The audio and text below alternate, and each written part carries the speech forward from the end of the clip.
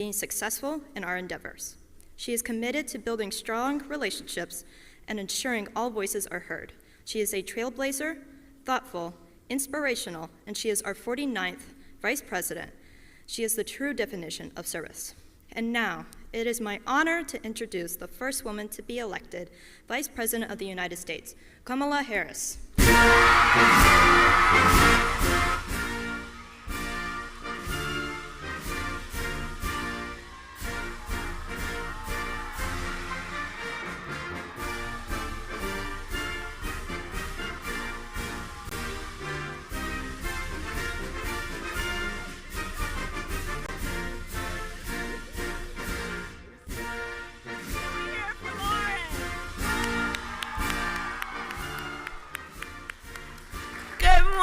Everyone, have a seat, please. Good morning. Oh.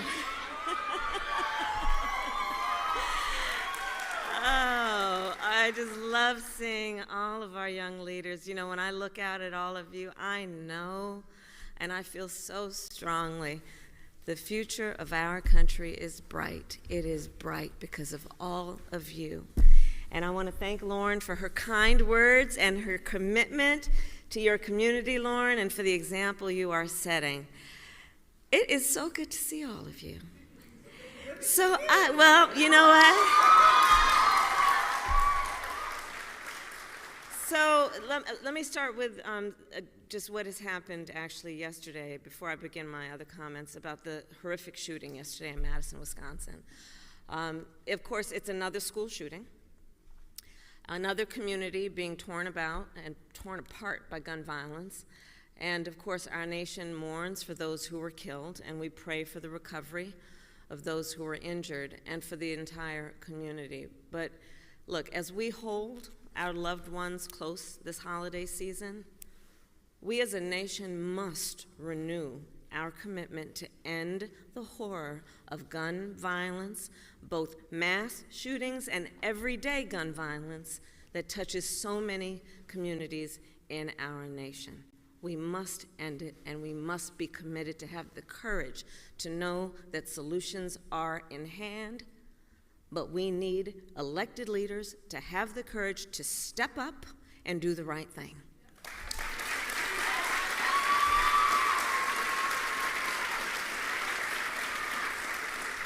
So with that, I will return to the reason we are here today. And I first want to thank all of the incredible leaders who are with us, including Governor Moore, my dear friend, your extraordinary Lieutenant Governor Miller,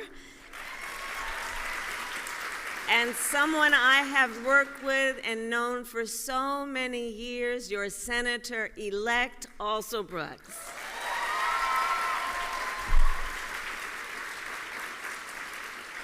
And to all the young leaders who are here, I thank you for your service to the people of Maryland. Because look, each one of you has decided to dedicate yourself to the work of service, the work of lifting up the condition of other people, people who often you may never meet.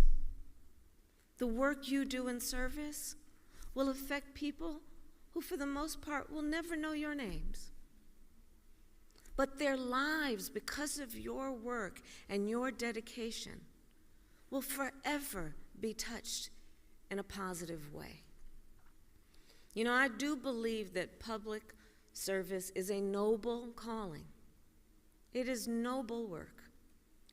And it is an expression of optimism, which is you know and believe, and it is being verified to each of you every day, that the work you do that can lift people up has effect. It matters. Your work is about the optimism that comes with knowing that one individual can make a difference in the lives of so many people. And God knows when you have a whole group like this doing it together, the impact you have on our nation, and by extension, the world. So today I came by to express my gratitude for the work you, like so many across our nation, have been doing to lift up our fellow American. And I am here to reaffirm our shared commitment to the work ahead. You know, over the past several weeks, since the election, I have received tens of thousands of letters from people across our nation, many of them young leaders. Americans from every walk of life, people of every age, race, faith, and political party. These letters share a common theme. Yes, there is disappointment,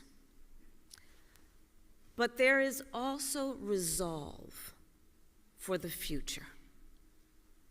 One letter in particular stands out, which I'll share with you. A young woman named Sasha writes, quote, "There is nothing in the world that will take away my drive, energy, passion, and the destiny that I have to help the people of our country."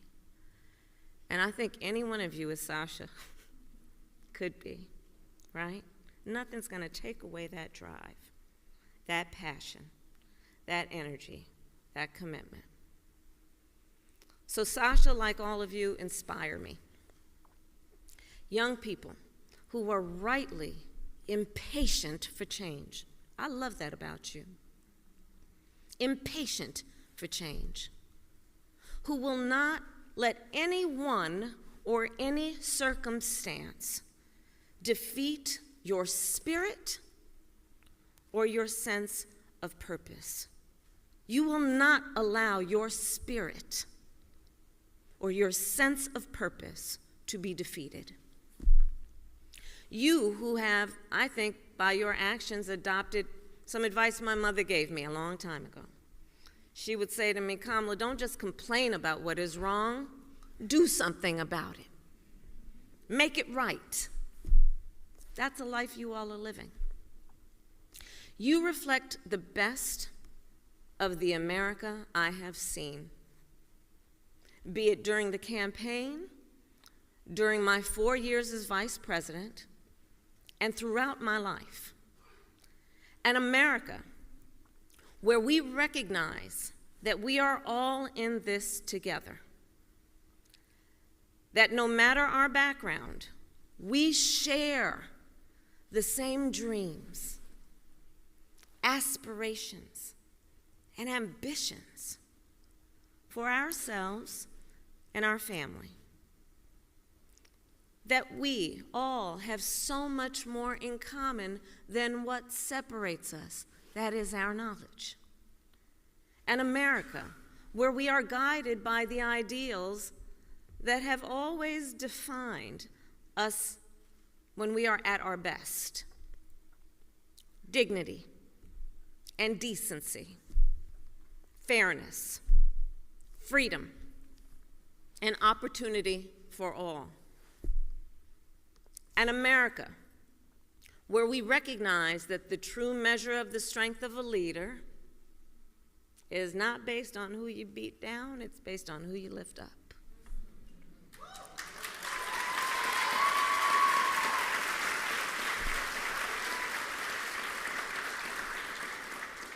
And the story of America's progress, you all know history.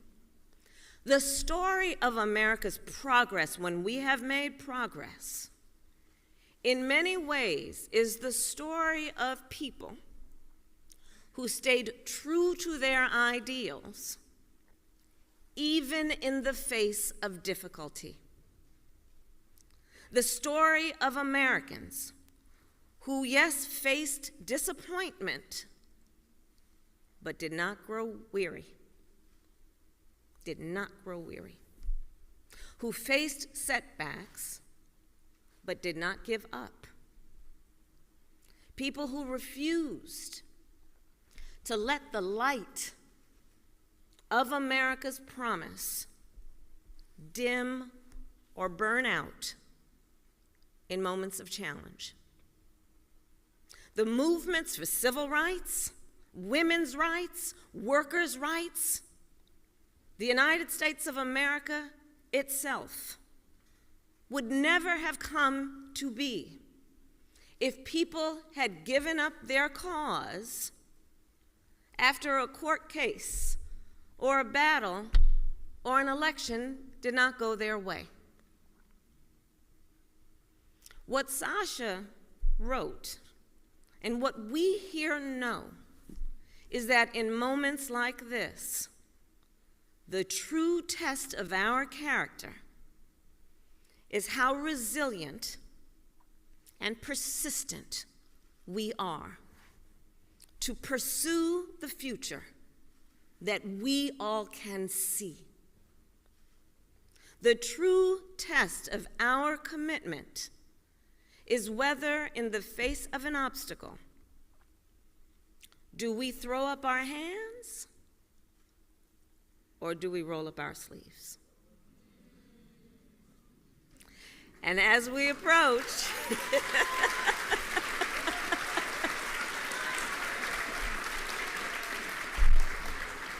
and as we then approach the end of this year, many people have come up to me telling me they feel tired, maybe even resigned.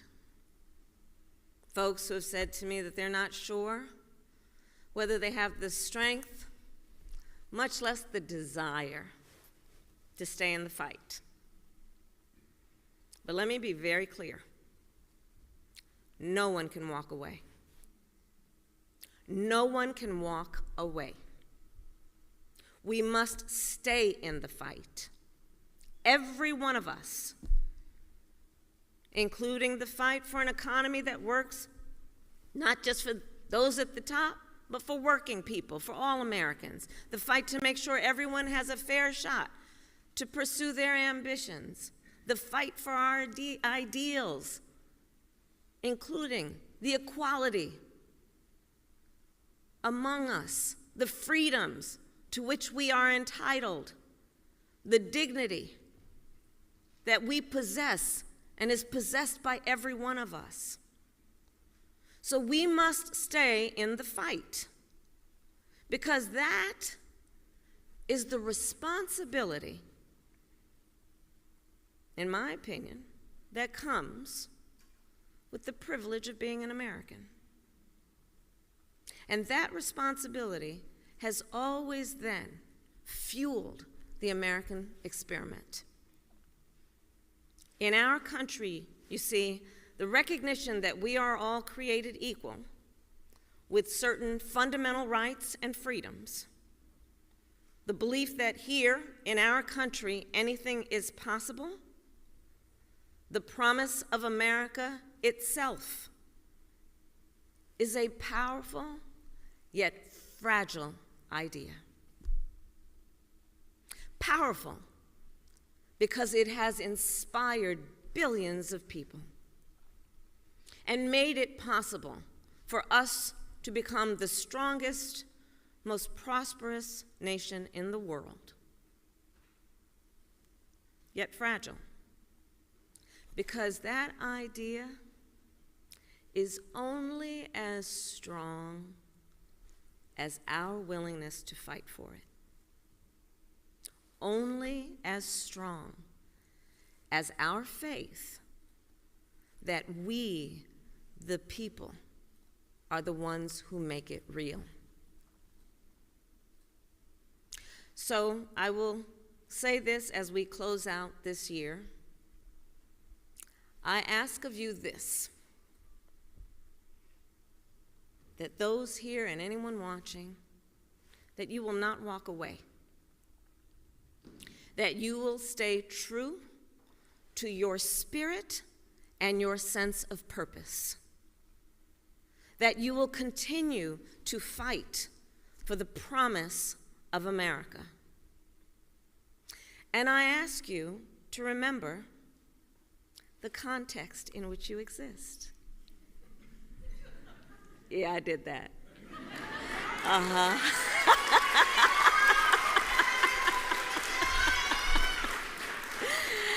I ask you to remember that this struggle is not new. It goes back nearly 250 years to Lexington and Concord.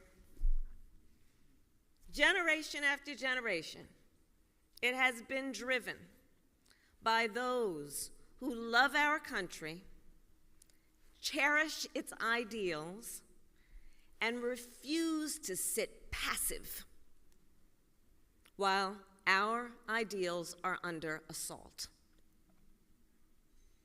And now this fight to keep the light of America's promise and to ensure it burns bright, well, this fight now, it continues with you. You are its heirs. We are its heirs. So I'll end with this. Get some rest over the holidays. Spend time with the people you love. You know, I believe family comes in many forms. There's family by blood and there's family by love. I urge you then, after you have had some rest, in fact, I challenge you to come back ready. Ready to chart our path to the future. Chin up, shoulders back, forever impatient for change, and like Sasha, ready to summon your drive, your energy, your passion to help our fellow Americans and be ready to get back to work, fighting for opportunity and freedom, fighting for fairness and dignity, and fighting for this country we love and the future we share. God bless you, and God bless the United States of America.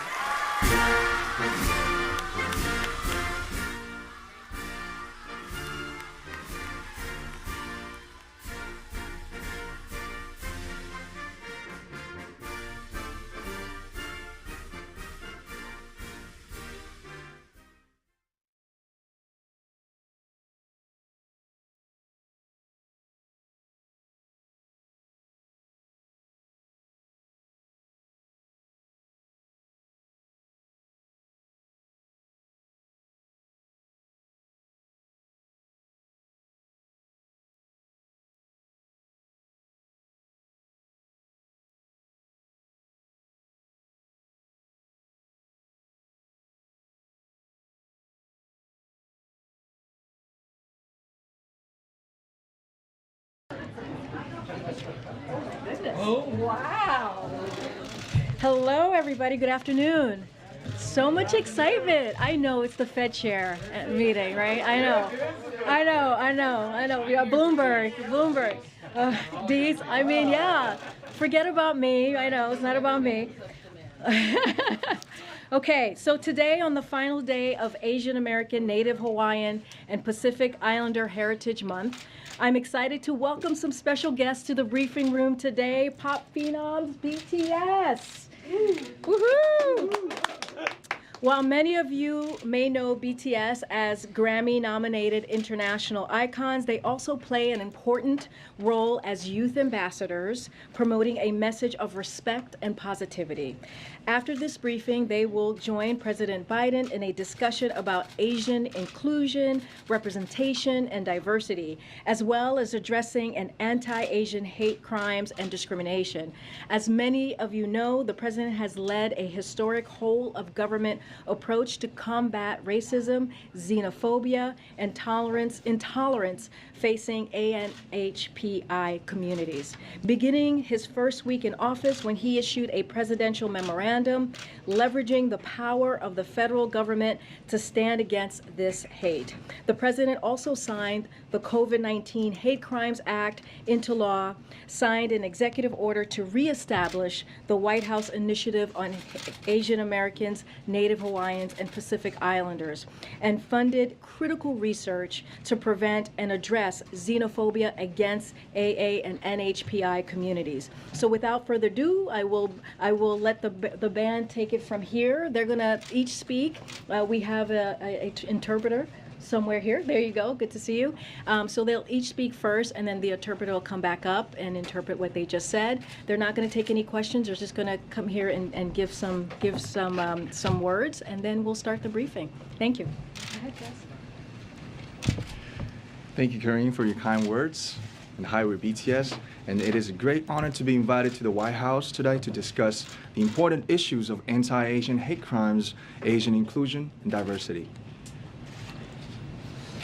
네, 오늘은 AANHPI 헤리티지 먼스의 마지막 날입니다. 저희는 AANHPI 커뮤니티와 뜻을 함께하고 기념하기 위해 오늘 백악관에 왔습니다. 네, 최근 아시아계를 대상으로 한 많은 증오 범죄에 굉장히 놀랍고 또 마음이 안 좋았는데요. 이런 일이 근절되는데 조금이라도 도움이 되고자 오늘 이 자리를 빌어 목소리를 내고자 합니다. 네, 오늘 저희가 이 자리에 올 수 있었던 것은 저희의 음악을 사랑해 주시는 다양한 국적, 언어, 문화를 가진 저희의 팬, 아미 여러분들이 계셨기에 이 자리에 올 수 있었다고 생각합니다. 정말 감사합니다.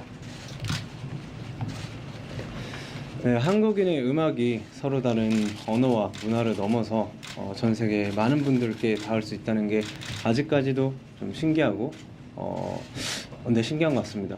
그리고 이 모든 걸 연결을 시켜주는 음악이란 건 좀 참으로 훌륭한 매개체가 아닌가 싶습니다.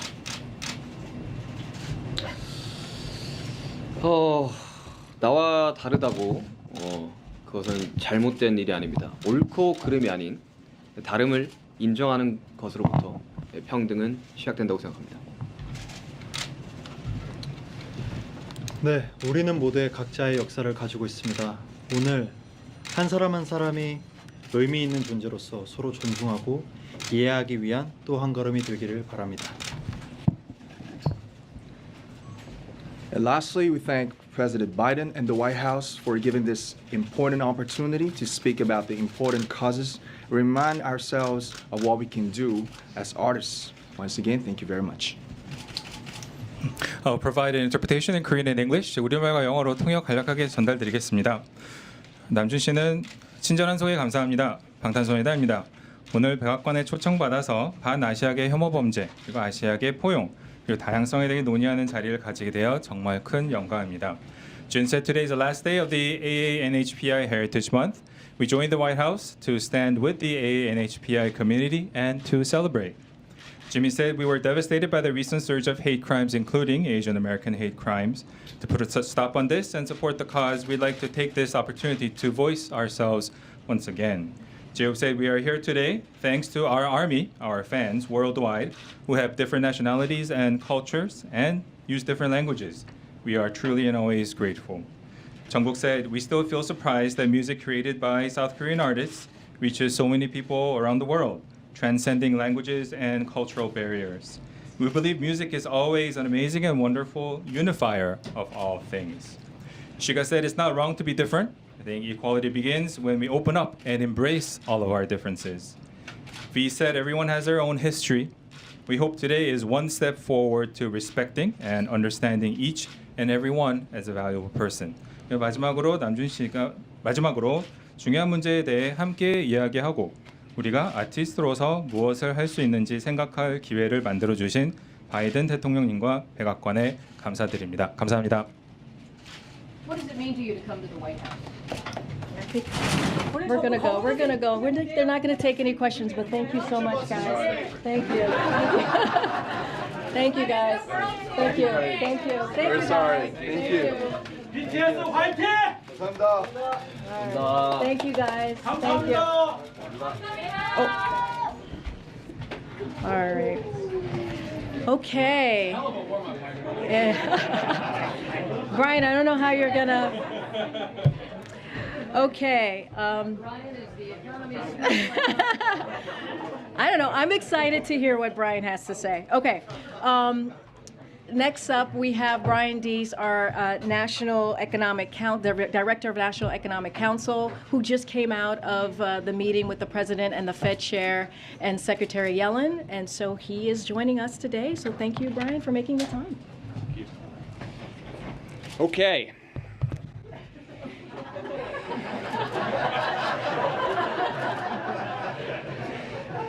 So I get to go home and tell my kids that BTS opened for me.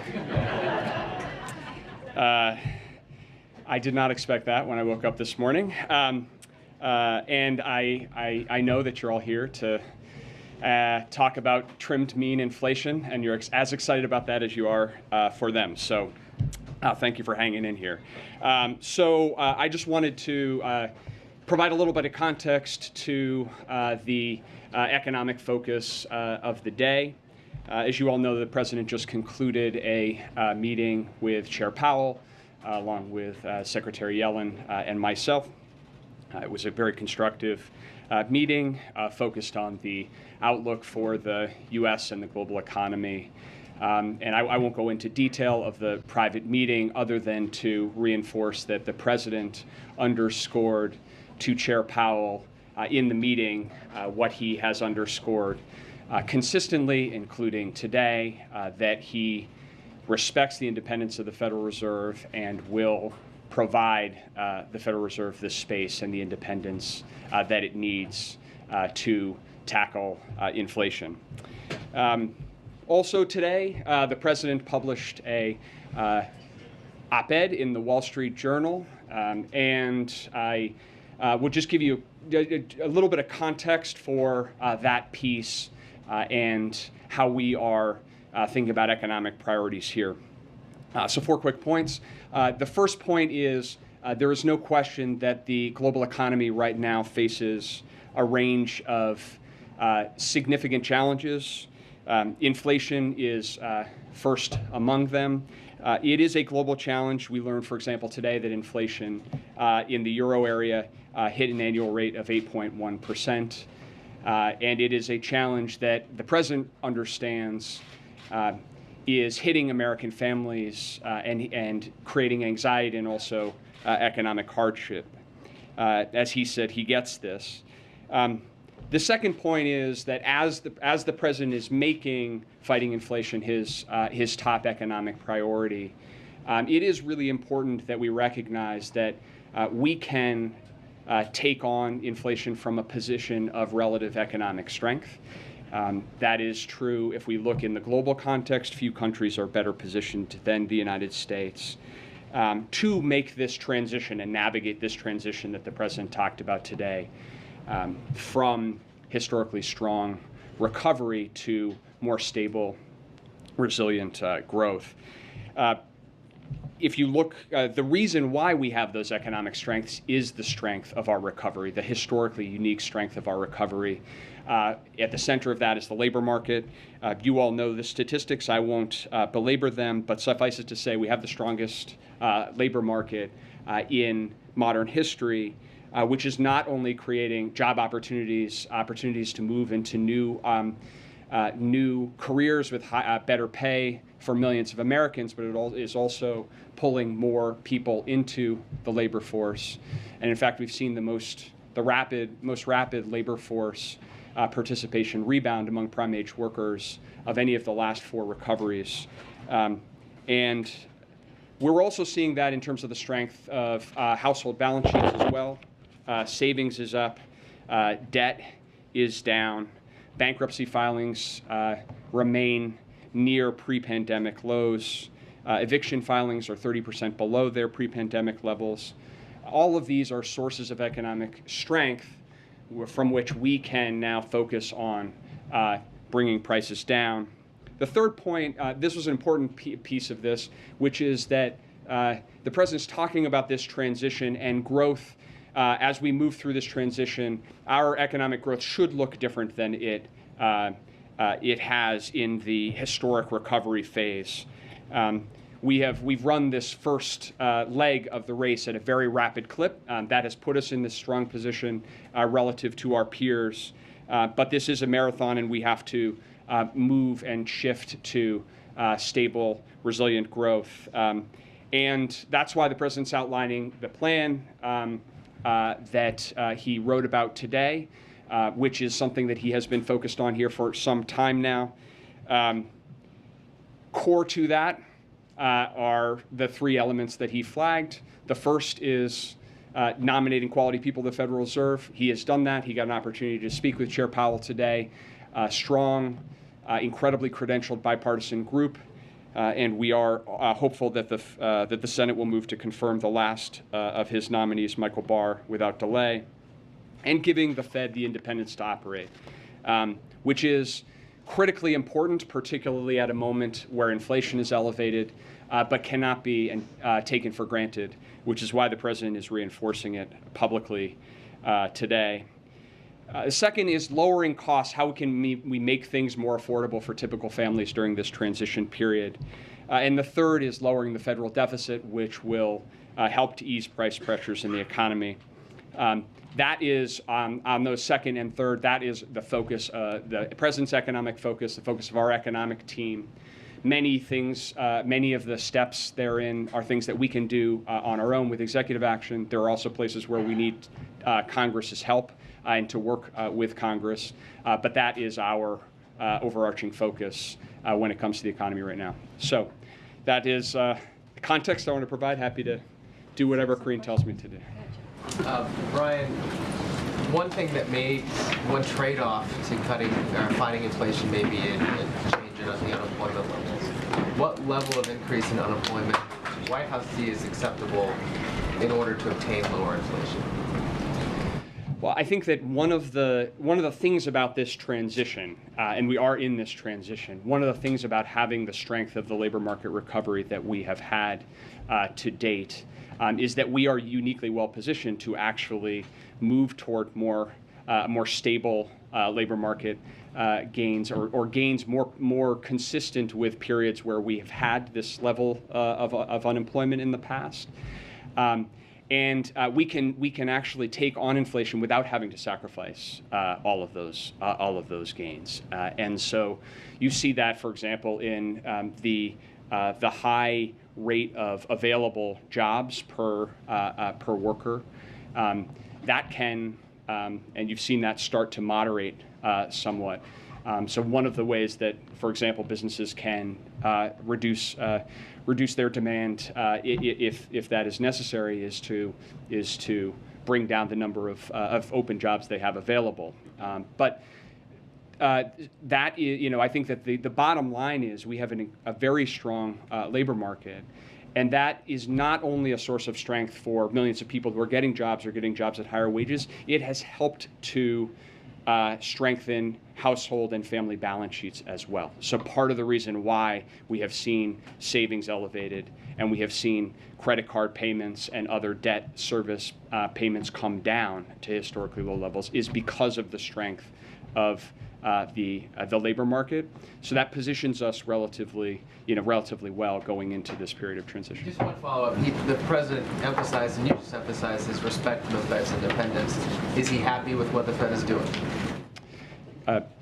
Consistent with respecting their independence is respecting their independence. So what I would say is that he has confidence in the people that he has nominated. He is grateful to the Senate to confirming 4 of his 5 nominees, and he is focused on actually giving them the space to make those independent judgments. It certainly is the case that the president has identified inflation as his top economic priority, and he agrees with the assessment that the team at the Federal Reserve is making and that Chair Powell is making as well. But part of providing that independence is to stay out of the business of commenting on tactics, timing, or otherwise on the monetary policy side. So you can expect that from us going forward. Okay. A follow on that. If he's confident in the team that he's put there, is he confident that they will be able to deal with this enormous challenge, which is taming inflation and not putting the economy into a recession? Well, I think that what the president is and what we are very confident in is that we can approach this challenge and we can focus our efforts on bringing inflation down without having to sacrifice all of the economic gains that we've made because of the unique position of strength that we are in. Because of the progress that we have made over the course of the last 15 months, we are now uniquely well positioned to do that. Does the president think that the Fed needs to revise or review its modeling and forecasting techniques, given they pretty badly misjudged that inflation was not actually transitory? That falls squarely into the category of things that we will leave to the independent judgment of the Fed. Phil in the back and then Kelly in the left. Thank you, sir. You noted that inflation remains the president's top priority. I'm wondering a little bit about the intersection of that priority and the president's plan to forgive as much as $10,000 in student debt relief for families making as much as $300,000. Some analysis says that this would cost taxpayers as much as $250 billion, and of course that money's not going to be dumped into the economy all at once. But I'm curious how you see this affecting consumer spending, because presumably some of these folks, rather than servicing their loans, might go buy a new phone or decide to buy that car or go on the vacation. So are you confident that that student debt relief program would not have a negative impact on inflation?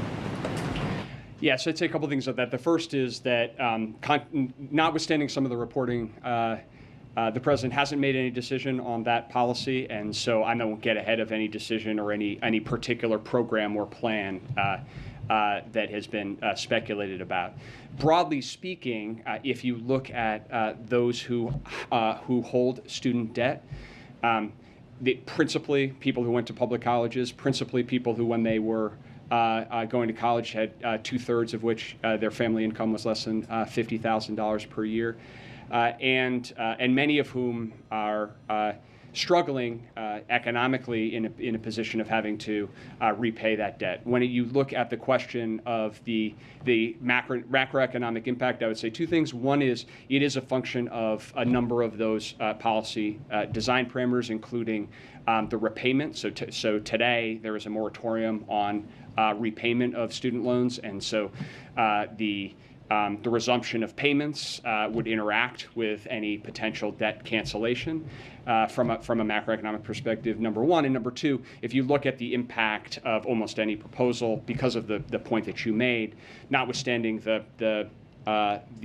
cost of any proposal is the economic impact of any proposal would be across the course of years or a couple of decades, and so the impact on inflation in the near term is likely to be quite small. But again, because the president hasn't made any decision, and we're not talking about a specific plan, I won't speculate specifically, but I think most of the analysis suggests that the near-term impact would be pretty small. As you're putting together sort of this outreach today with the op-ed, with the message that you and other colleagues have been putting out there, is implicit in that sort of acknowledgement that you have not been telling the story of the economic picture in a way that has been satisfactory to the president? I think what this underscores is actually an ongoing commitment by the president to both train his focus on